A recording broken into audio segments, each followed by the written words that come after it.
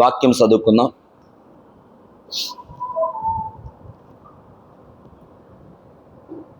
దేవునికి స్తోత్రం. గట్టిగా చెప్పండి హల్లెలూయా. అందరికీ మరణాత. దేవుని వాక్యం చదువుకుందాం. యెషయా గ్రంథము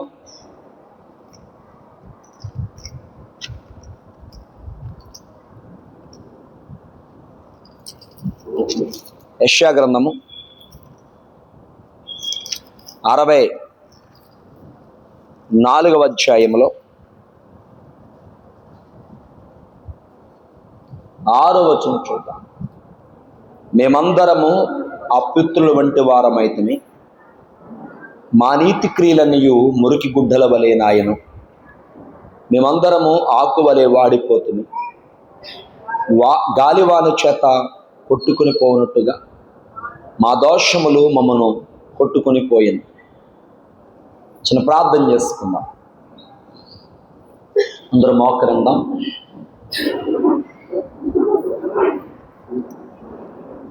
మహాపరిశుద్ధుడు అయిన మా తండ్రి, మహోన్నతుడా, మీకు వందనాలు చెల్లిస్తున్నాం ప్రభువా. ఈ మార్చి నెలలో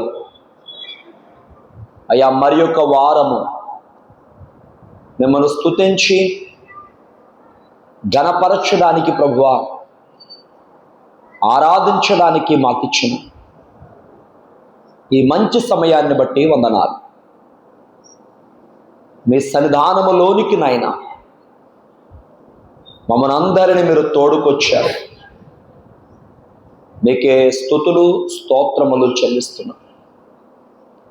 ఇంతవరకు పాటల యందు, ప్రార్థన యందు అయ్యా, సన్నిధి క్రమమందు, ఆరాధన క్రమమందు, లేఖనాలు చదువుటి యందు మీరుండి నడిపించారు. మీకు వందనాలు అయ్యా. కూడి వచ్చిన మా ప్రియులైన బిడ్డలను బట్టి మిమ్మల్ని స్తుతిస్తూ గణపరుస్తూ ఉన్నాం. వందనాలు ప్రభువా. ఈ సమయంలో వాక్యము ద్వారా మీరు మాతో మాట్లాడండి అయ్యా. మీ ఆత్మతో మీరు బలపరచండి స్వామి. మీ సన్నిధిని మాతో ఉంచండి. మీరే మాట్లాడి మహిమనందుమని మా మంచి బోధకుడైన యేసు నామమున అడుగుచున్నాము తండ్రి, ఆమేన్. కూర్చుందాం.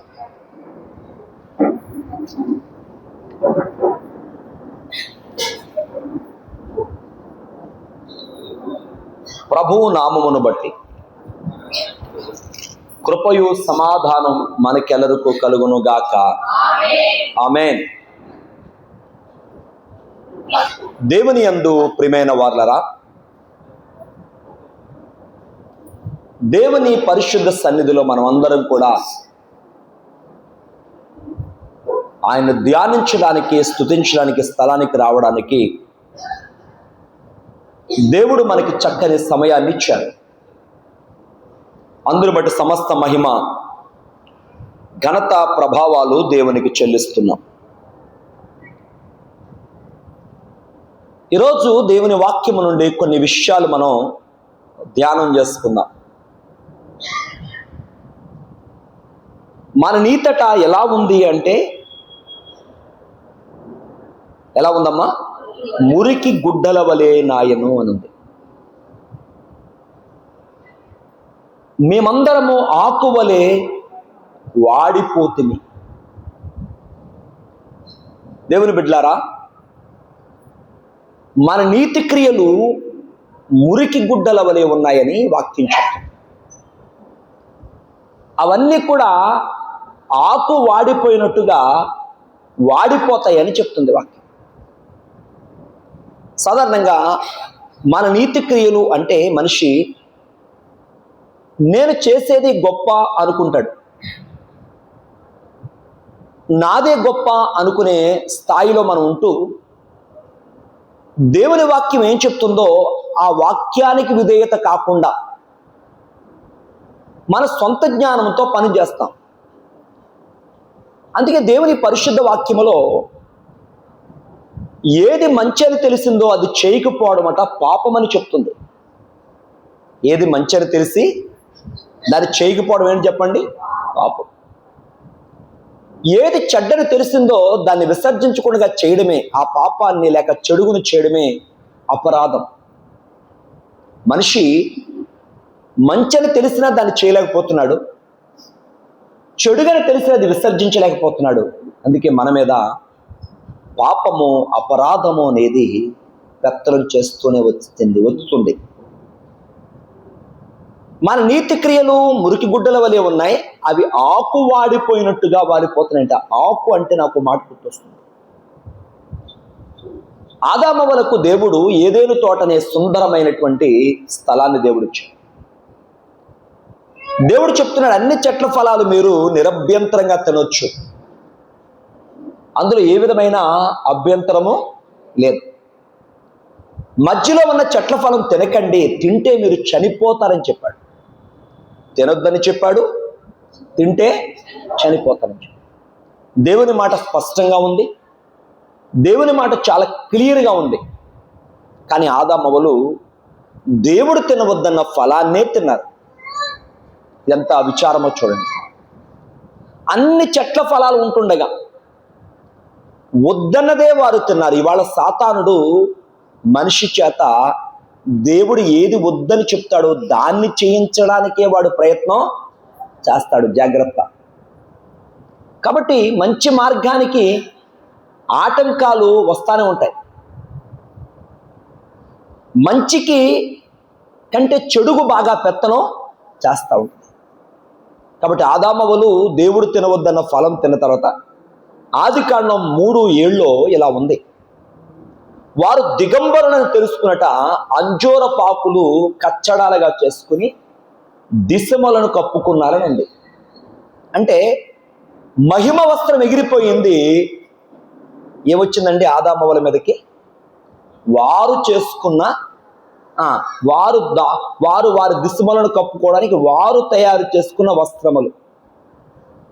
ఇవేమిటయ్యా అంటే రాలిపోయిన ఆకులు, అంజూరపు ఆకులను వారు కచ్చడాలుగా చేసుకుని కుట్టుకొని దిశమలను కప్పుకున్నారు. అమ్మా, ఇవి పాపి ఆశ్రయిస్తున్న వస్త్రాలట. ఏ వస్త్రాలండి? పాపి ఆశ్రయిస్తున్న వస్త్రాలు. అదే అధ్యాయంలో మనం చూస్తే దేవుడిచ్చిన ఖరీదైన వస్త్రాలు చూద్దాం. ఒకసారి చూడండి, ఆదికాండము 3వ అధ్యాయం 21వ వచనం చూద్దాం.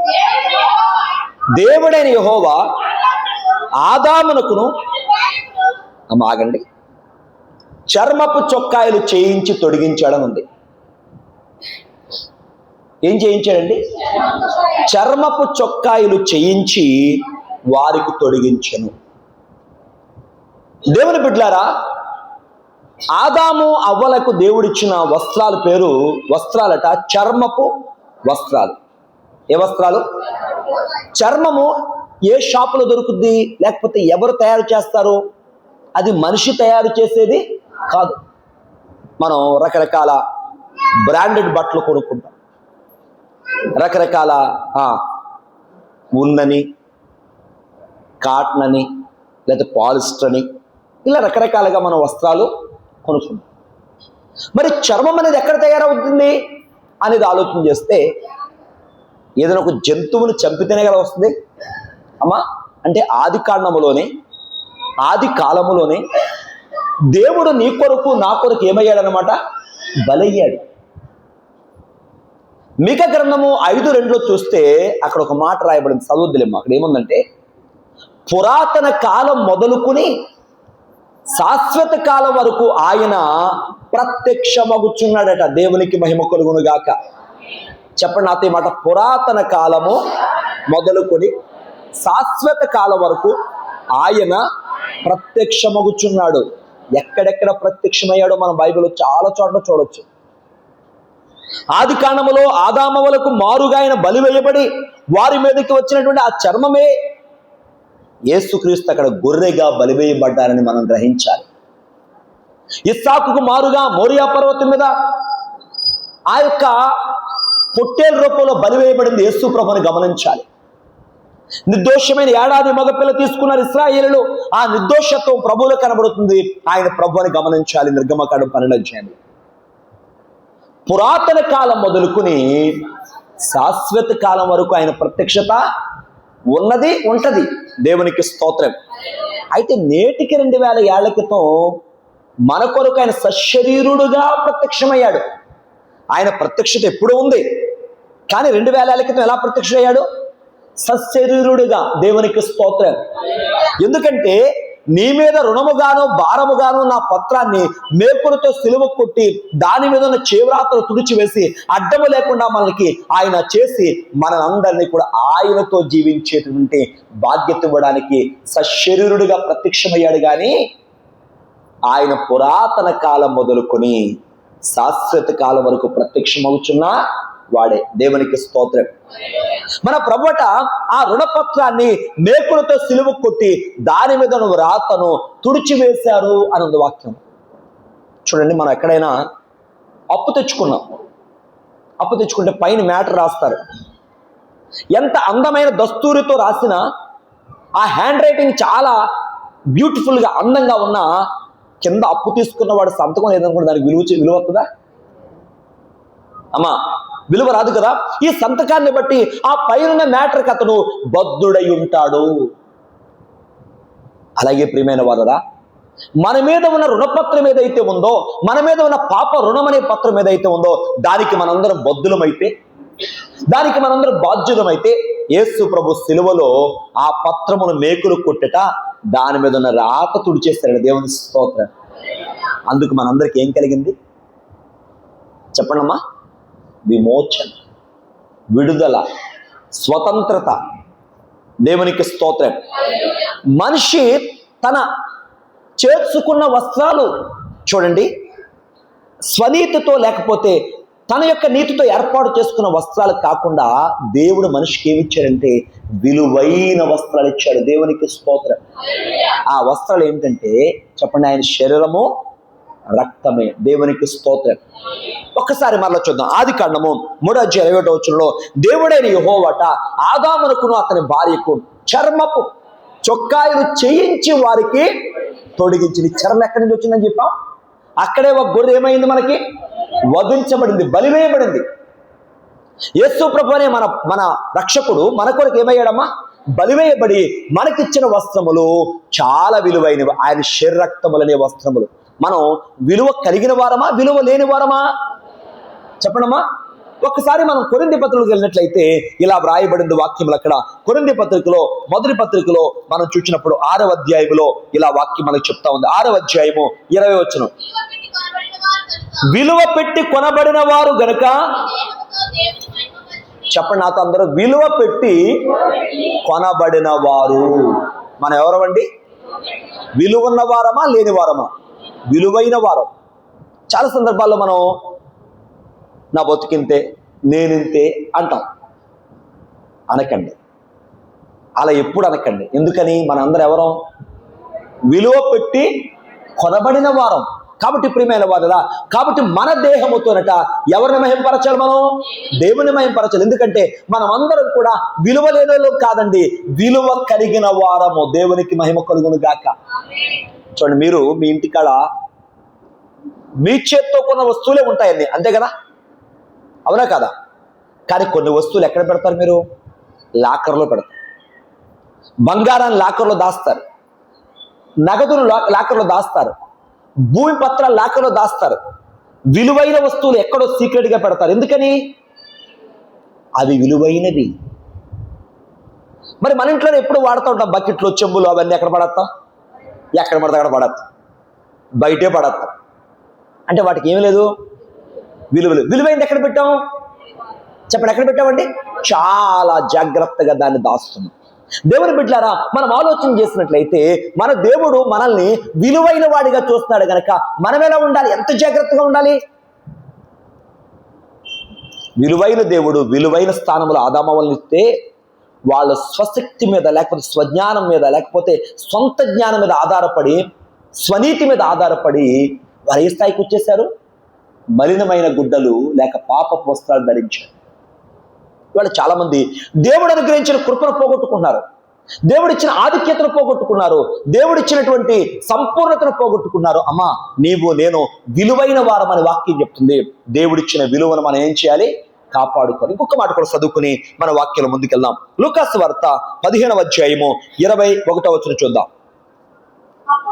అప్పుడు ఆ కుమారుడు మగ్గి సులభము అప్పుడు ఆ కుమారుడు అతనితో, తండ్రి, నేను పరలోకమునకు విరోధముగా నీ ఎదుట పాపము చేసి తిని నీ కుమారుని అనిపించుకునే యోగ్యత నాకు లేదు అని చెప్పాడండి. అమ్మా, లూకాసు వార్త 15వ అధ్యాయం తీసుకున్నారు కదా మీరు. ఈ అధ్యాయంలో ప్రభు 3 ఉపమానాలు చెప్పారు. ఏంటండి? చెప్పాలి, నాతో అందరూ చెప్పాలి. మీకు అందరూ తెలుసు కదా 3 ఏంటో. తప్పిపోయిన గొర్రె, తప్పిపోయిన నాణం, చెప్పండి, తప్పిపోయిన కుమారుడు. ప్రభు యొక్క భారం చూడండి. ఆ 3 కూడా తప్పిపోయినవి తిరిగి మరలా పొందడమే ప్రభు బాధ్యత. తప్పిపోయిన వాటిని తిరిగి మరలా వాటి స్థానంలో తీసుకురావడమే ఆయన బాధ్యత. తప్పిపోయిన మనల్ని తిరిగి సరిచేయడమే ఆయన కోరుకున్నటువంటి కోరిక. మనలో ఎవ్వరూ ఆయన దూరంగా ఉండాలని ఆయన ఉద్దేశం కాదు. ఆయనలో ఉండాలని, ఆయన వారిగా ఉండాలని, ఆయన సొత్తుగా ఉండాలని, ఆయన కొరకు మనం జీవించాలని, ఆయన సన్నిధిలో ఉండాలని ఆయన కోరుకున్నాడు. ఒకసారి చూద్దామా? కీర్తన గ్రంథము 58వ కీర్తన చూడొకసారి. కీర్తన గ్రంథము 58వ కీర్తన.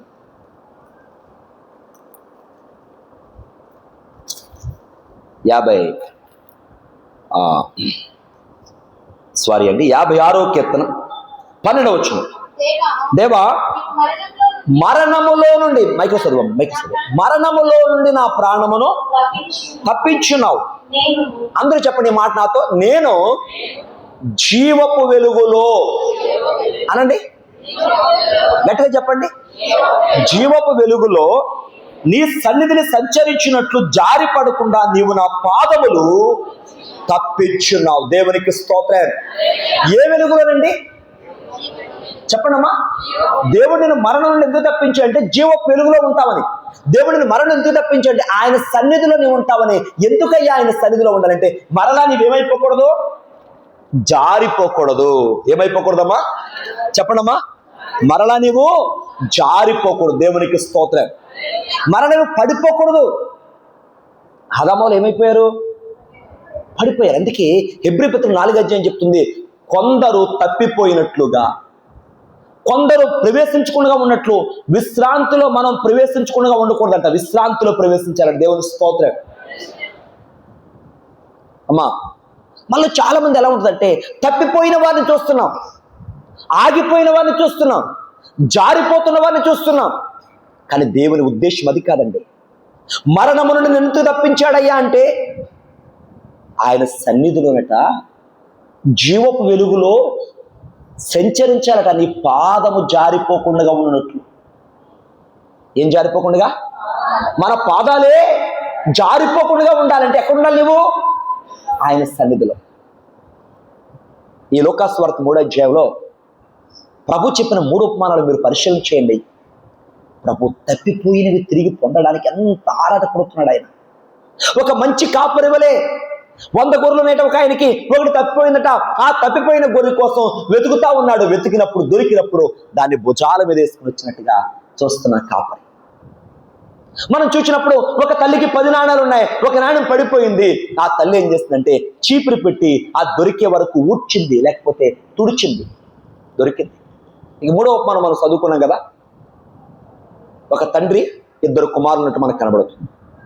అందరూ చిన్నవాడు అన్నాడట, తండ్రి నుంచి రావాల్సిన వాటా తీసుకున్నాడు. ఎప్పుడైతే సొమ్ము లేకపోతే ఈ వాటా తీసుకున్నాడో దాన్ని అమ్మగా చాలా సొమ్ము కనబడుతుంది వాడికి. కొంతమందికి చూడండి, సొమ్ము వచ్చేటప్పుడు చేతిలో లేనిపోయి వచ్చేస్తాయండి. సొమ్ము వచ్చేటప్పటికి చేతిలో వ్యర్థమైనటువంటి పనులు కనబడతాయి. కొంతమంది చూడండి, డబ్బును, అమ్మా, డబ్బు చూసి నువ్వు గర్వించొద్దు. డబ్బును చూచి నువ్వు గర్వపడకు.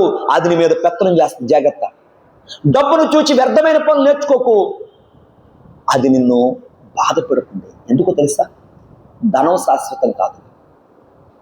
వీడేం చేశాడు? సొమ్ము రాగానే వాక్యం చెప్తుంది దుర్వ్యాపారం చేశాడని. ఏ వ్యాపారం అండి? మీరు విన్నారు ఈ పేరు ఎప్పుడన్నా? మాట్లాడండి. ఏం లేదు కదా. దుర్వ్యాపారం అంటే ఏంటంటే వాడి దగ్గరున్న సొమ్ము ఏం చేస్తున్నాడు, ఎంత భయంకరంగా వేటికి ఖర్చు పెడుతున్నాడో తెలియకుండా ఖర్చు పెడుతున్నాడు. ఎందుకంటే వాడు కూడా చేరినటువంటి అటువంటి వాళ్ళు. ఎందుకంటే చెడుగు నువ్వు ప్రేమిస్తే చెడ్డవారిని చెంతకు చేరతారు, నువ్వు మంచిని ప్రేమిస్తే మంచి వాడిని చెంతకు చేరతారు. దేవునికి స్తోత్రం. నువ్వు దేన్ని ప్రేమిస్తున్నావు? మంచివాడైన యేసు ప్రభుని ప్రేమించు, నీవెప్పుడు ఆయన సన్నిధిలో సహవాసం చక్కగా వెళ్ళిపోతాం ముందుకు.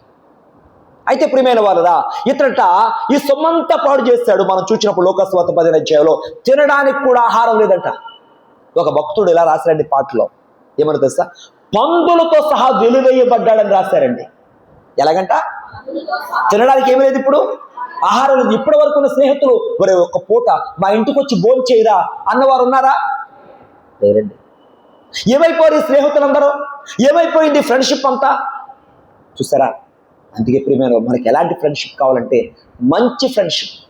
మనకి ఎలాంటి ఫ్రెండ్షిప్ కావాలంటే సన్నిధి ఒక ఫ్రెండ్గా ఉండాలి నీకు, దేవుని విశ్వాసం ఒక ఫ్రెండ్గా ఉండాలి నీకు, వాక్య సేవకుడు ఫ్రెండ్గా ఉండాలి నీకు, దేవుని యొక్క సహవాసం, దేవుని సన్నిధే మనకి స్నేహంగా ఉండాలి. అందుకే నేను జారి పడిపోకుండా నా పాదములు నీవు నీ సన్నిధిలో నిలిపావు ప్రభు అంటున్నాడు. అక్కడ 56వ కీర్తనలో మనం చూసాం కదా. ఇప్పుడు ఇవన్నీ అయిపోయినాయి. ఇక తినడానికి కూడా ఆహారం లేదు. అతను ఒక్కసారి చూడండి, మీకు చూపిస్తాను. కళ్ళు లోపలికి వెళ్ళిపోయినాయి, బొగ్గలు దవళ్ళకు అడ్డుకున్నాయి, బట్టలు మార్చిపోయినాయి, చెప్పులు చిరిగిపోయి. కనబడుతున్నాడు ఆయన? కనబడుతున్నాడా? మాట్లాడలేదు. కనబడుతున్నాడు? చూపించడానికి చెప్పండి. కనబడుతున్నాడా? ఎలా ఉన్నాడు మనిషి చెప్పండి? క్షౌరం మాసిపోయింది, కళ్ళు లోపలికి వెళ్ళిపోయినాయి, బుగ్గలు అంటు లోపలికి వెళ్ళిపోయిన దవళ్ళకు అంటుకున్నాయి, పొట్ట డొక్కలకు అంటుకుపోయింది, బట్టలు ఎలా ఉన్నాయి? మాసిపోయి ఉన్నాయి, చెప్పులు అరిగిపోయి చిరిగిపోయి ఉన్నాయి. ఆహారం పెట్టేవాడు లేడు, షెల్టర్ ఇచ్చేవాడు లేడు. ఏం చేసుకున్నాడు అంటే ఆదామవలు ఎప్పుడైతే తండ్రి సమక్షానికి వేరే, దేవుని సమక్షానికి వేరే ఎలాగైతే రాలిపోయిన ఆకులు కప్పుకున్నారో, ఇతడు తండ్రికి అనగా దేవదేవునికి దూరమై ఏమైపోయాడు చూడు. ఒక్కసారి అతని పొజిషన్ చూడండి. అదే 15వ అధ్యాయం 17వ వచనం ఉంది. బుద్ధి వచ్చినప్పుడు. ఏమొచ్చినప్పుడు? అందరూ చెప్పండి. ఏం బుద్ధి? తండ్రిని వాటాడేటప్పుడు బుద్ధి లేదా? నేనంటాను అది స్వబుద్ధి. తండ్రిని వాటా అడిగినప్పుడు బుద్ధి లేదా? అవునంటే నేను అంటాను అది మిడిమిడి జ్ఞానం. ఇప్పుడు నిజమైన బుద్ధి వచ్చింది. నాతో కలిపి చెప్పండి మాట. బుద్ధి చెప్పాలి, స్వరమెత్తి చెప్పాలి మీరందరూ. బుద్ధి నిన్ను కాపాడును, వివేచన నీకు కావలి కాయును. బుద్ధిమంతుడైతే పరమనకు పోవు జీవమార్గమును ఎత్తుక్కుంటాడు. దేవునికి స్తోత్రం.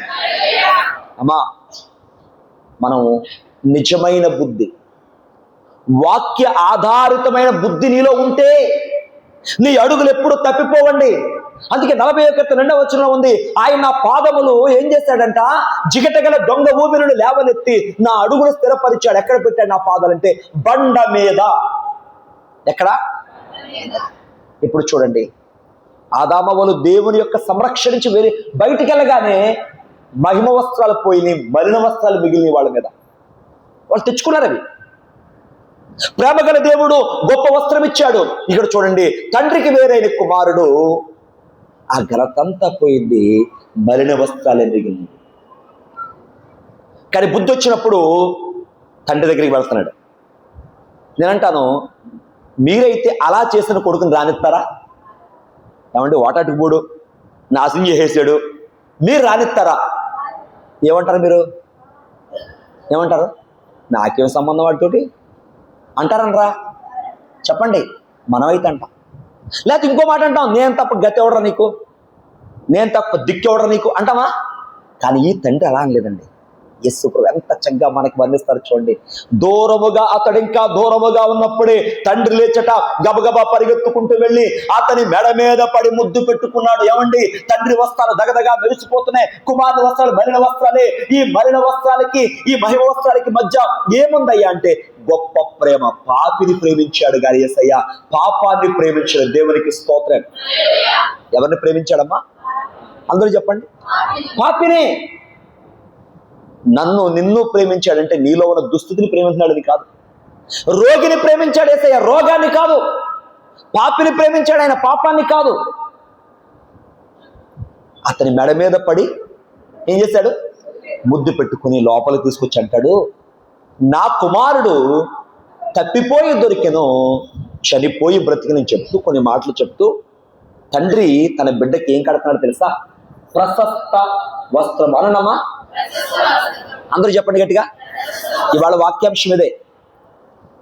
మన వస్త్రాలు ఏ వస్త్రాలు? అబ్బబ్బబ్బా, మన వస్త్రాలు మలిన వస్త్రాలు. అవును కదా. మనం దేవునికి వ్యతిరేకంగా నడవడాన్ని బట్టి మనం ఏమయ్యాం?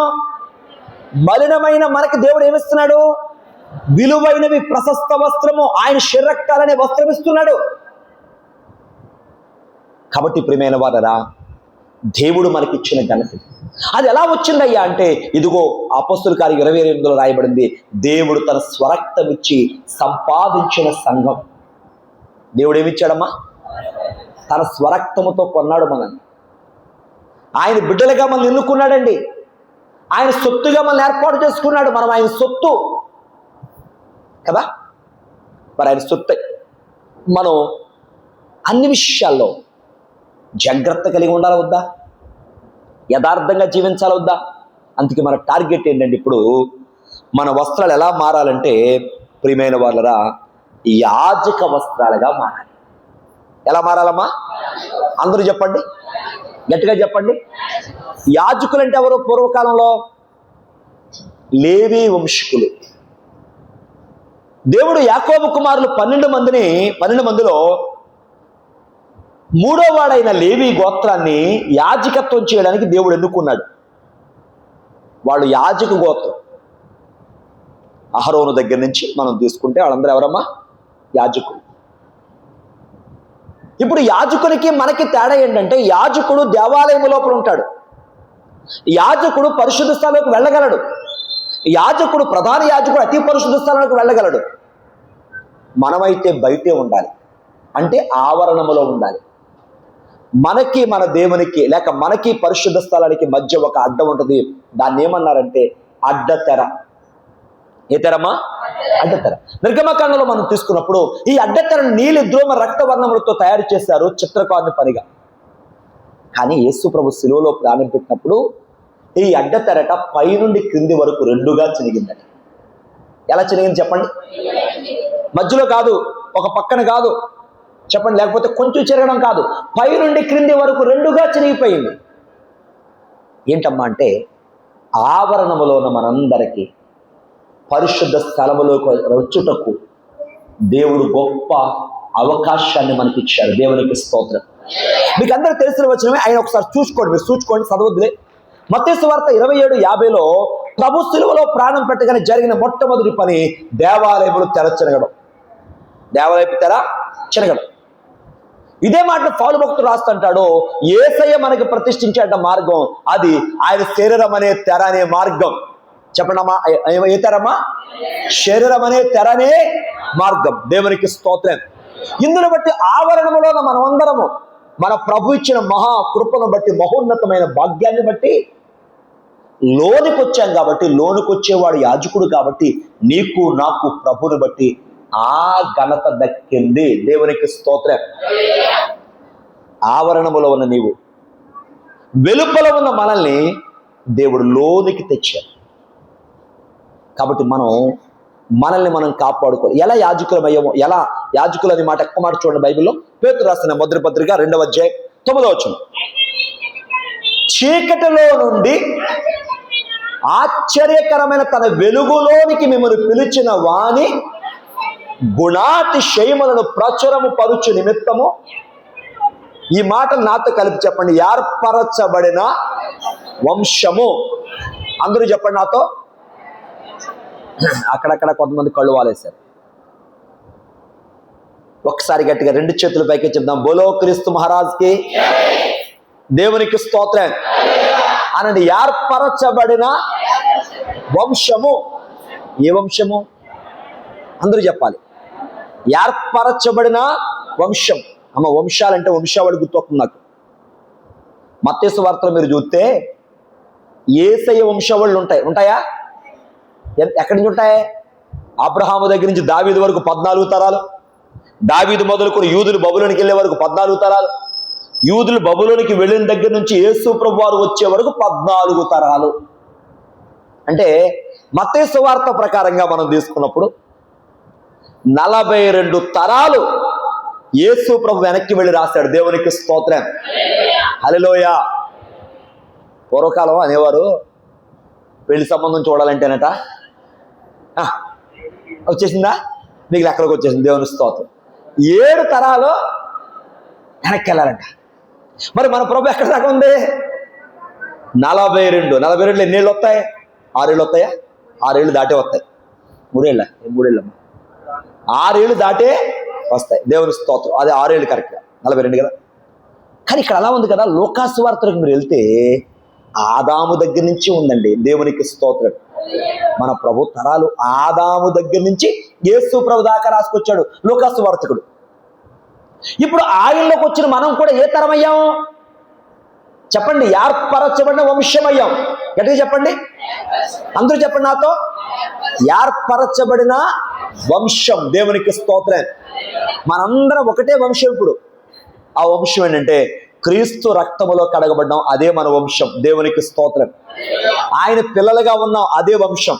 పౌలు భక్తులు చెప్తాడు ఏమనంటే, క్రీస్తు వారిగా, యేసు క్రీస్తు వారిగా ఉండటకు మీరు పిలువబడుతున్నట్టు. ఒకసారి చూస్తారు రోమపత్రిక 1వ అధ్యాయం 7వ వచనం చివరిలో ఒక్క మాట. అంటే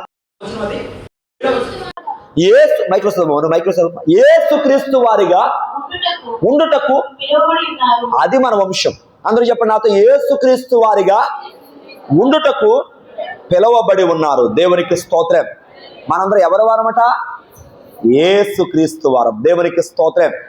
చూడండి, అక్కడ పేతురు రాసిన పత్రిక చదివాం కదా మనం. ఏర్పరచబడిన వంశమును చదవండి. రాజులైన యాజక సమూహాన్ని, రాజులైన యాజక సమూహము. దేవునికి స్తోత్రం.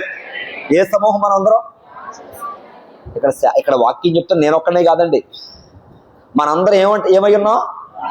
యాజకులమయ్యాం. ఎందుకంటే ప్రభువుని మనం ఏమని పిలవగలుగుతున్నాం? తండ్రి అని పిలవగలుగుతాం. దేవునికి మనకి మధ్య అడ్డు లేదు. దేవునికి స్తోత్రం. ఆ అడ్డాన్ని ప్రభు తీసేశారు. దేవునికి స్తోత్రం. దాని మీద చేవ్రాత ఆయన తుడిచేశారు. దేవునికి మహిమ కలుగును గాక. కాబట్టి దేవుని బిడ్డలారా, ఇప్పుడు మనం ధరించవలసిన వస్త్రం ఏంటంటే చెప్పండి? యాజక వస్త్రం. ఏ వస్త్రం అండి? యాజకుని వస్త్రాలు ఎలా ఉంటాయి? సాధారణంగా ఆ వస్త్రాలు తెల్లగానే ఉండాలి. ఎలా ఉంటాయండి? తెలుపు కదా. యాజక వస్త్రం దేనికి గుర్తుగా ఉంది? తెల్లని వస్త్రాల గుర్తుగా ఉంది. హిమమంతా ధవళంగా ఉంది అన్నది వాక్యం. ఎలా ఉన్నాయంట? హిమమంతా ధవళం. ఒక మాట మీకు జ్ఞాపకం చేస్తాను. ప్రకటన గ్రంథము 7వ అధ్యాయం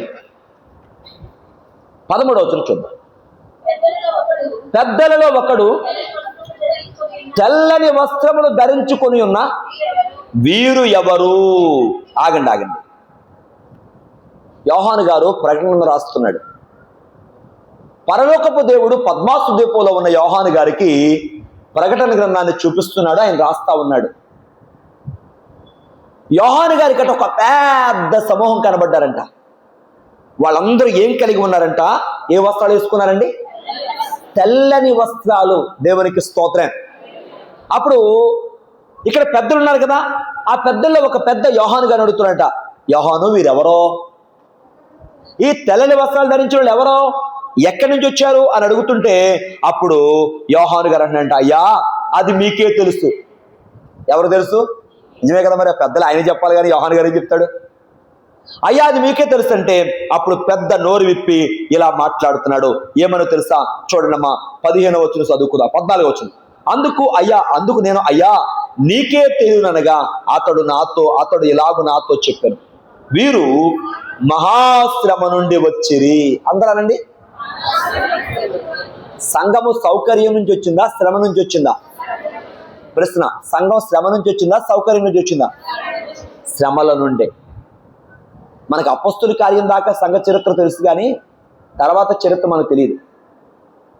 తర్వాత చరిత్ర ఏం చెప్తుంది మనకి? సంఘ చరిత్ర అంటే 400 ఏండ్ల పాటు సంఘం అండర్ గ్రౌండ్లో ఉంది. ప్రార్థన చేస్తే చంపేసేటువంటి ఆ రోజులవి. ప్రార్థన చేస్తే సంఘాన్ని అంతమొందించేయాలి అనుకున్న దినాలలో సంఘము ఏమైందయ్యా? సమాధుల్లో ఉండి కూడా వాళ్ళు ప్రార్థన చేశారు. దేవునికి స్తోత్రం. సంఘం అలా వారిని వారు కాపాడుకున్నారు. అందుకే పెద్ద ఏం చెప్తున్నాడంటే, ఈ సంఘం ఎక్కడి నుంచి వచ్చిందంటే మహాశ్రమ నుండి. ఎక్కడి నుంచి? ఇప్పుడు ప్రభుని బట్టి ఏమైనా శ్రమ కలిగిందా? మనం తట్టుకోవద్దా? శ్రమ నుండి వచ్చిన మనకి శ్రమ కష్టమా? కాదు. మహాశ్రమ నుండి వచ్చారటువంటి, మామూలు శ్రమ కాదు. ఏ శ్రమ అండి? మహాశ్రమ. అందుకే ప్రభు అంటారు కదా యోహాను సువార్త 12:32లో, నేను భూమి మీద నుండి పైకెత్తబడితే, అంటే ఎక్కడికి? సిలువ పైకి, అందరినీ నా యొద్దకు ఆకర్షించుకుంటాను అన్నాడండి ఆయన. మీరు ఒక్క మాట ప్రశ్నించుకోండి. రాజు చనిపోతే రాజ్యం ఏమైపోద్ది? విచ్ఛిన్నం అయిపోద్ది, అంతే కదా? రాజు చనిపోయిన తర్వాత రాజ్యం ఉంటుందా? అలెగ్జాండర్ చనిపోయాడు, ఆయన రాజ్యం ఏమైపోయింది? అనేక మంది పంచుకున్నారు. ప్రపంచంలో గొప్ప గొప్ప రాజ్యాలు, ఆ మహారాజులు చనిపోయిన తర్వాత, చక్రవర్తి చనిపోయిన తర్వాత ఆ రాజ్యాలు కొంతకాలానికి ఏమైపోయినాయి? శిథిలమైపోయినాయి. మరి యేసు ప్రభు చనిపోయిన తర్వాత ఆయన రాజ్యం ఎలా పెరిగింది? ఎందుకో తెలుసా? మనం అందరం కూడా వినాలయ్యా, మహాశ్రమ నుండి వచ్చాము. ఎక్కడి నుంచి? గట్టిగా చెప్పండి. మహాశ్రమ నుండి వచ్చాము. దేవునికి స్తోత్రం. మామూలు శ్రమ కాదు. వారందరూ ఎక్కడి నుంచి వచ్చారంట? మహాశ్రమల నుండి వచ్చిన వారు. దేవునికి స్తోత్రం. తర్వాత రెండో మాట చూడండి, గొర్రె పిల్ల రక్తముతో తమ వస్త్రములను ఉతుక్కుని వాటిని తెలుపు చేస్తారు. నాతో చెప్పండి, గొర్రె పిల్ల రక్తముతో తమ వస్త్రములను ఉతుక్కుని తెలుపు చేసుకున్నారని ఉంది. ఇప్పుడు రక్తం మన ఒంటి మీద పడింది అనుకోండి, వస్త్రం మీద పడింది అనుకోండి, తెల్ల వస్త్రం మీద రక్తం పడింది, ఏమైపోద్దండి వస్త్రం? అమ్మా, రక్తపు డాగు అయిపోద్ది, అంతే కదా? అది కట్టుకోవడానికి పనికిరాదు మనకి. ఎప్పుడైనా పొరపాటు మన ఒంటి మీద తెల్ల వస్త్రం వేసుకున్నప్పుడు ఆ దోమ ఏదైనా వాలింది, ఇలా కొట్టామనుకోండి, ఏమవుద్ది? ఇంకంతే, అక్కడ మచ్చ కింద ఉంటుంది అలాగే. అవునా కదా? రక్తము బట్ట మీద పడితే ఏమవుద్దండి? మచ్చలా వచ్చేస్తుంది. మరి ఇప్పుడు రక్తముతో వాళ్ళట వస్త్రములు కడుక్కొని ఉతుక్కుని తెలుపెలా చేసుకున్నారు? మన రక్తం కాదు కదా అది. ఎవరి రక్తం? యేసయ్య రక్తం. దేవునికి స్తోత్రం. అందుకే ఆ రక్తాన్ని గురించి ఒక మాట మనకు బైబిల్లో రాయబడింది. ఒకసారి చదవండి. పేతురు రాసిన మొదటి పత్రిక 1వ అధ్యాయం 19వ చూడండి. అమూల్యమైన రక్తము చేత, అనగా నిర్దోషమును నిష్కళంకమునగు. అమ్మ, ఏ రక్తం అంటది? అమూల్యమైన రక్తము. చెప్పండి నాతో, ఏ రక్తము? అమూల్యమైన రక్తం. ఏ రక్తం చెప్పండి? గట్టిగా చెప్పండి. అమూల్యమైన రక్తము, నిర్దోషమును నిష్కళంకమగు గొర్రె పిల్ల వంటి క్రీస్తు రక్తము చేత మీరు విమోచించబడ్డారు. దేవునికి స్తోత్రం. ఏ రక్తం చెప్పండి? నిర్దోషమైన రక్తము. ఏ రక్తం అండి? అమూల్యమైన రక్తం. దేవునికి స్తోత్రం. ఈ రక్తము చేత మనం ఏమయ్యామో? విమోచించబడ్డాం. కాబట్టి గొర్రె పిల్ల రక్తము ద్వారా తమ వస్త్రం ఏం చేశారంటే వాళ్ళు ఉతుక్కునట తెలుపు చేసుకున్నారు. ఏం చేసుకున్నారు? గొర్రె పిల్ల రక్తముతో తమ వస్త్రములను ఉతుక్కుని వాటిని ఏం చేసుకున్నారు? తెలుపు చేసుకున్నారు. దేవుని స్తోత్రం. హల్లెలూయా.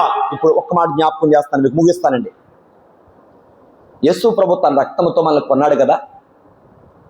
ఆయన రక్తముతో కొనబడిన మనం ఆయన సహవాసం ఏమవ్వాలి? ఎదుగుతూ ఉండాలి. ఎదుగుతూ ఏమవ్వాలి? చివరికి పరిశుద్ధతలోనికి, పరిపూర్ణతలోనికి మనం రావాలి. దేవునికి స్తోత్రం. ఏమవ్వాలమ్మా? పరిశుద్ధతలోనికి, పరిపూర్ణతలోనికి మనం రావాలి. అందుకే బైబిల్లో ఒక మాట మనం చూస్తా ఉన్నాం. ఏంటి ఆ మాట అంటే, ఒకసారి చూడండి. ఫిలిప్పీ పత్రిక 2వ అధ్యాయం 5వ వచనం చూడండి ఒకసారి. ఫిలిప్పీ 2:5. త్వరగా. క్రీస్తు యేసునకు కలిగిన ఈ మనస్సు. ఏ మనసమ్మా? ఆయన మనస్సు మనం కలిగి ఉండాలంట. ఎవరి మనసమ్మా? అంటే ఆయన స్వరూపంలోనికి నువ్వు రావాలి. అమ్మ, చాలా మంది ప్రభువుని నమ్మిన తర్వాత ఇక అయిపోయింది అనుకుంటున్నారు. కాదండి. యేసుక్రీస్తు నమ్మిన నీవు ఏం చేయాలి? ఆయనలో కొనసాగాలి. ఆయనలో ఎదగాలి. అందుకే వాక్యం చెప్తుంది ఏమనంటే, చూడమ్మా, నన్ను వెంబడించండి. దేవునికి స్తోత్రం. ఎవరిని వెంబడించాలి? మనం ఆయన వెంబడించాలి. ఆయన కొరకు మనం జీవించాలి. ఆయన బిడ్డలుగా మనం జీవించాలి. ఆయన సన్నిధిలో మనం ఉండాలి. ఒక్క మాట మీకు జ్ఞాపకం చేసి మీకు వాక్యాన్ని ముగిస్తాను. పౌలు గారు అంటాడు, క్రీస్తు స్వరూపము మీయందు ఏర్పడే వరకు నాకు ప్రసవ వేదన. ఆయన స్వరూపం మళ్ళీ ఏమవ్వాలి? ఏర్పడాలి. ఆయన పోలికలకు మనం ఏమవ్వాలి? మార్చబడాలి. దేవునికి స్తోత్రం. క్రీస్తు స్వరూపంలోనికి మనం మార్చబడాలి. దేవునికి మహిమ కలుగును గాక.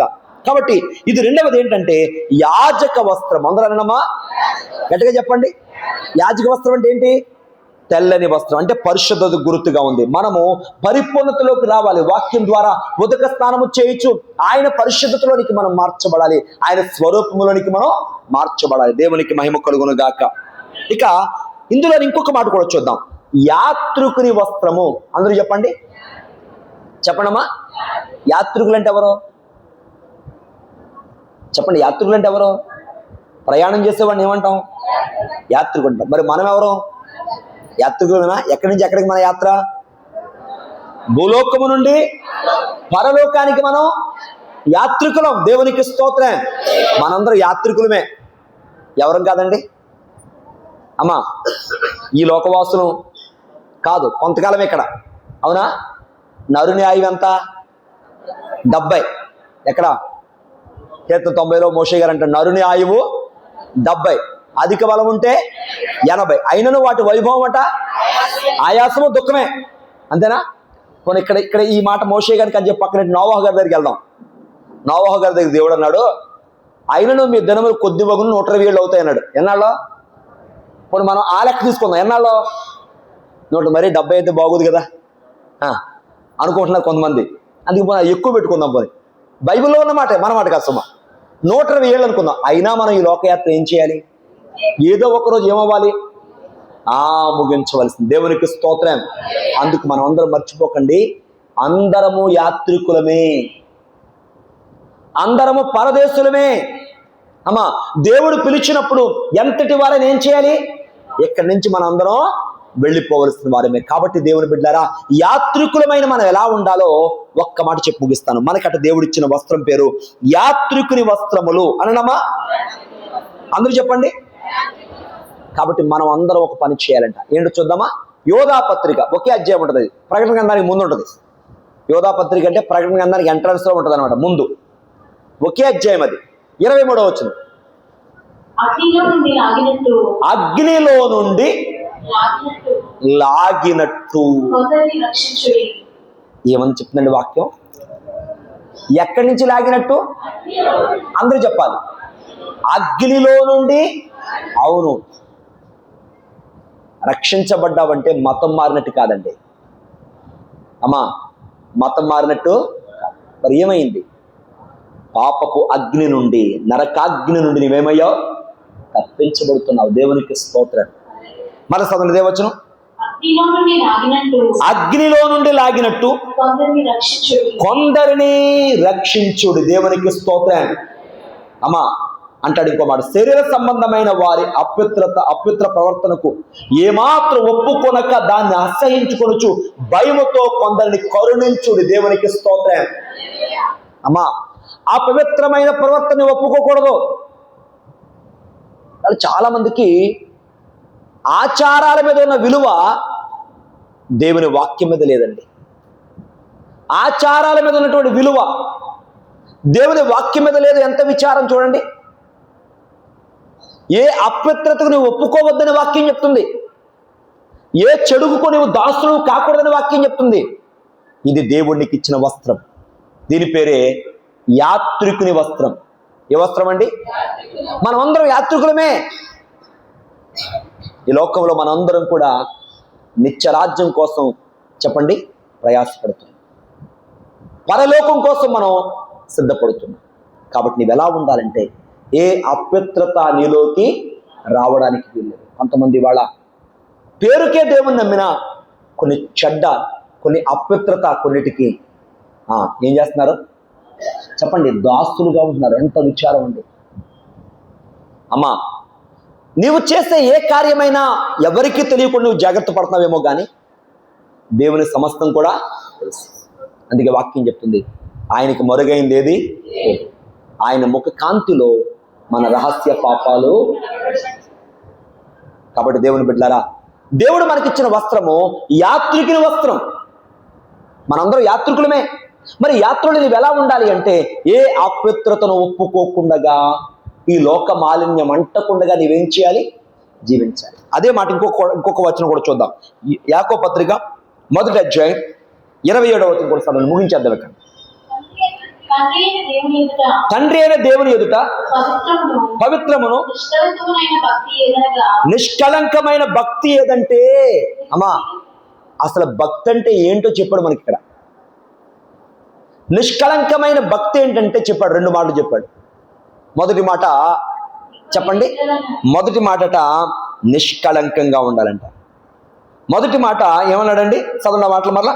తండ్రి అయిన దేవుని ఎదుట పవిత్రము నిష్కలంకమైన భక్తి ఏదనగా దిక్కులేని పిల్లలను వెదవరాని వారి ఇబ్బందుల్లో పరామర్శించుకుని ఏం చేయాలట? ఎవరైతే బాధలో ఉన్నారో వారిని మనం ఏం చేయాలి? ఎవరైతే ఇబ్బందుల్లో ఉన్నారో వారికి సహాయం మనం తోచిన సహాయం, చేతనైన సహాయం ఖచ్చితంగా చేయాలా వద్దా? చేయాలి. దేవునికి స్తోత్రం.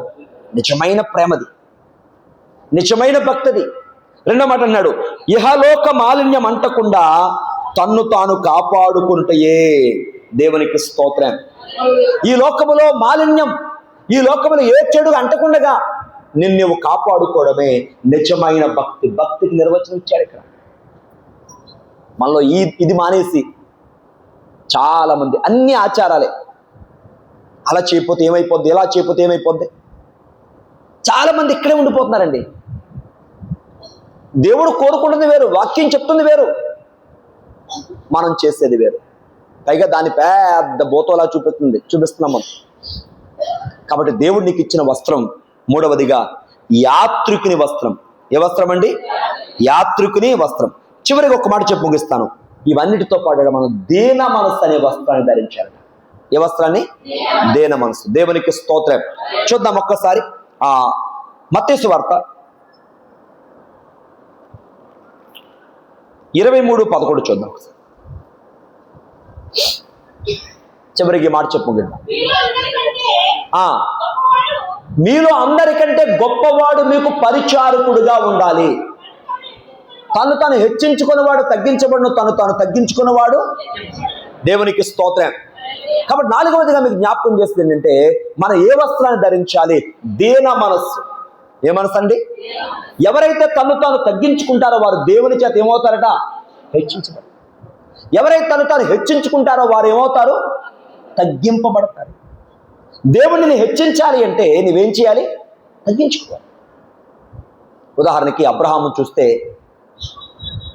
దేవుడు ఆయన దగ్గరికి వచ్చినప్పుడు అండి, ఆదికాండం 18వ అధ్యాయంలో ఎండవేళ బయట కూర్చున్నాడు అబ్రహాము. దేవుడు ఆయన దగ్గరికి వస్తా ఉన్నారు. ఆదికాండం 18వ అధ్యాయం సంగతి మీకు చెప్తున్నాను. దేవుని చూడగానే అంత వయస్సులో పెద్దవాడైన అబ్రహాం, అప్పటికే ఆయన వయసు దగ్గర 99 ఏళ్ళు. దేవుని చూచట పరిగెత్తుకుంటూ వెళ్ళాడట. ఎలాగమ్మా?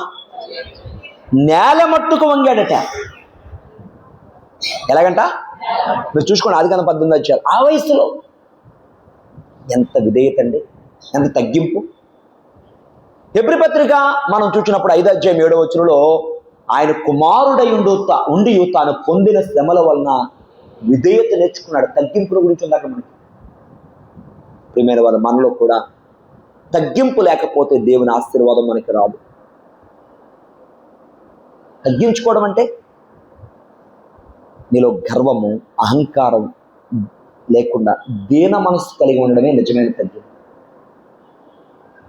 యోబు భక్తుడు దేవునితో మాట్లాడేటప్పుడు అంటాడు, నేను బూడిద లాంటి వాడిని, ధూళి అయి ఉన్నాను అంటాడు. అబ్రహాం కూడా అదే మాట అంటాడు. దేవునికి మహిమ కలుగును గాక. పౌలు కొరింథీ పత్రిక 1వ పత్రిక 2వ అధ్యాయం అంటాడు, యేసుక్రీస్తును తప్ప మీ మధ్య నేను, ఆయన సిలువను తప్ప మీ మధ్య నేను ఏది ఎరగనంటాడు. ఆయన చదువు, ఆయన పాండిత్యం, ఆయన గమలియేలు పాదాల దగ్గర నేర్చుకునే జ్ఞానం అంతా కూడా సిలువకు వెనక్కి పెట్టాడు. సిలువను ముందు పెట్టాడు, ప్రభుని ముందు పెట్టాడు. మరి మనం ప్రభువుని గణపరచాలి.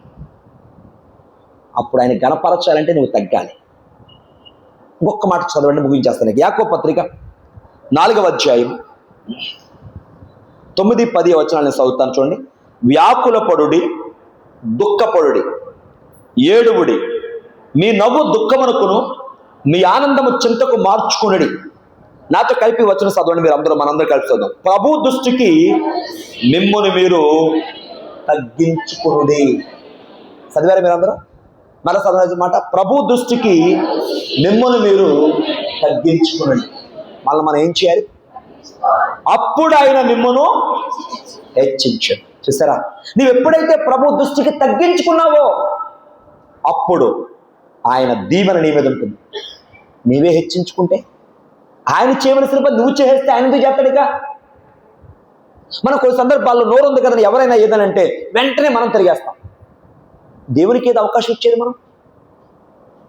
అమ్మా, అందుకే నీ మీద కనబడాలి, నా మీద కనబడాలి. ఏ వస్త్రం అండి? దేన మనస్సు అనే వస్త్రం. ఏ వస్త్రం చెప్పండి? గట్టిగా చెప్పండి. దేన మనస్సు.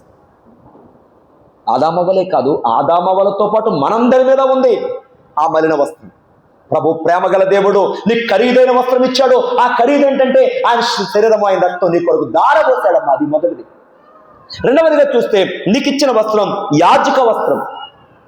నువ్వు పరిశుద్ధత నిలబెట్టుకుంటూ కాపాడుకుంటూ ఉండాలి. మూడవదిగా అదే అంశంలో ఇంకొకటి కూడా చెప్పాను, యాత్రికుని వస్త్రం.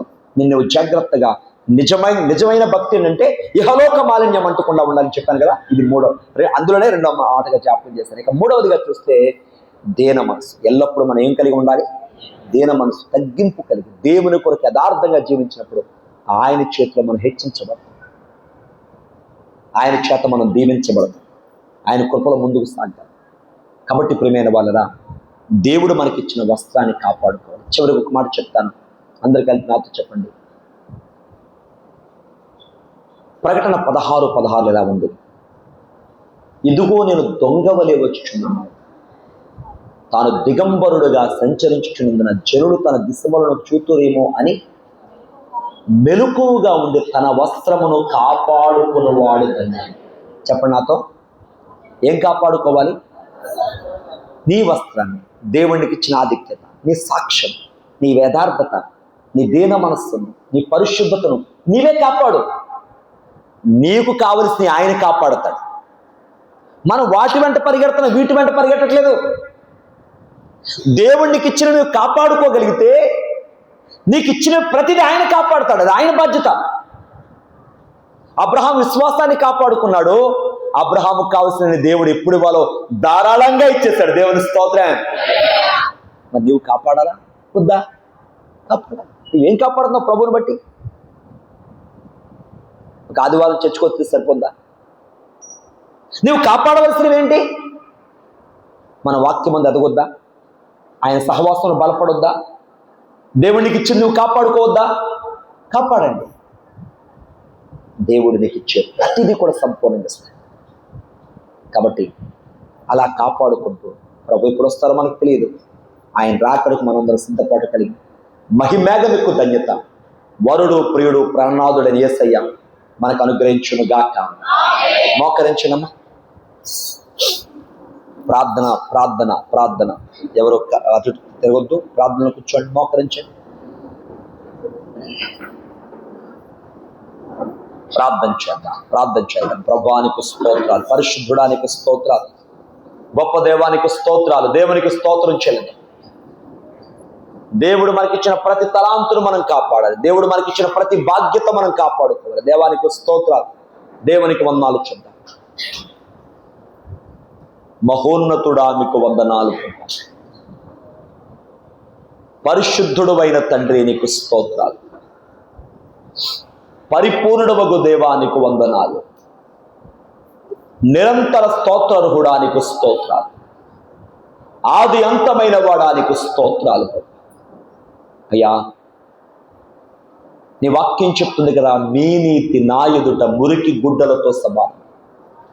నిజమేనాయన, మేమందరము మా స్వనీతితో లేకపోతే నాయన మా యొక్క సొంత జ్ఞానముతో మేము దుస్థితిలోనికి వెళ్ళిపోయిన మమ్మలను ప్రేమించి అయ్యా, నీవి లోకానికి నా కొరకు మా వంటి ఆకారంలో వచ్చి మా కొరకు నిశ్చయ రక్తాలు దారబోసి ఇచ్చిన వస్త్రమే నిశ్చయ రక్తములనే వస్త్రం. అయ్యా, ఖరీదైన వస్త్రం, విలువైన వస్త్రం. ఎందుకంటే మీరు విలువ పెట్టి కొనబడిన వారిని వాక్యం చెప్తుంది. అయితే నువ్వు మాకు ఇచ్చిన వస్త్రమును మేము యాజక వస్త్రంగా మార్చుకోవాలి ప్రభా. ఎప్పుడంటే నీ వాక్యము చేత ఉదక స్నానముతో, గొర్రెపిల్ల రక్తముతో తమ వస్త్రమును కడుక్కుని శుద్ధి చేసుకున్నారు, తెలుపు చేసుకున్నారు. ఓ పేతురు, నేను నిన్ను కడగకపోతే నాతో నీకు పాలు లేదన్నావు ప్రభా. నీకు స్తోత్రాలు, వందనాలు. ఈ వస్త్రములు యాత్రికుని వస్త్రములు. మా ప్రయాణములో మేము ఏ విధమైన కళంకము అంటకుండా నిష్కళంకంగా జీవించినట్లు మేము అలా ఉంటూ దీన మనసు కలిగి, అయ్యా మాలో మా భక్తిని బట్టి గర్వం కాదు అయ్యా, మేము కలిగి ఉన్న ఏ ఘనతను బట్టి గర్వం కాదు. కానీ పౌలు గారు అంటాడు కదా, అతిశయపడడం నాకు తగదు, కానీ దేవుని బట్టి మాత్రమే మనం అతిశయించాలి. అలా ఉండడానికి సహాయం చేయండి. ఎంతవరకు వినబడిన వాక్యం మా అంతరంగాల ముద్రించండి. నువ్వు చెప్పావు కదైనా ప్రకటన 16:16, ఇదిగో నేను దొంగవలే వస్తున్నాను గనక జనుడు తన దిశమరుడు చూతనేమని మెలుకోగా ఉండి తన వస్త్రమును కాపాడుకున్నవాడు ధన్యుడు. అయ్యా, మాకు ఇవ్వబడిన ప్రతి వస్త్రం అనబడినటువంటి నీతి వస్త్రం, ఉల్లాస వస్త్రం, పెళ్లి కుమార్తె వస్త్రం, దీన మనసు అనే వస్త్రం, యాజక వస్త్రం, నాయన యాత్రికుని వస్త్రం, దీన మనసు అనే వస్త్రాలు మేము కాపాడుకుంటూ మీరు ఆకలికి మేము సిద్ధపడి సహాయించు. ఇంతవరకు వినబడిన వాక్యం మా అంతరంగాలు ముద్రించు. యేసు నామమున అడుగుచున్నాము తండ్రి, ఆమేన్. అందరికీ మరణాత. కూర్చుందాం.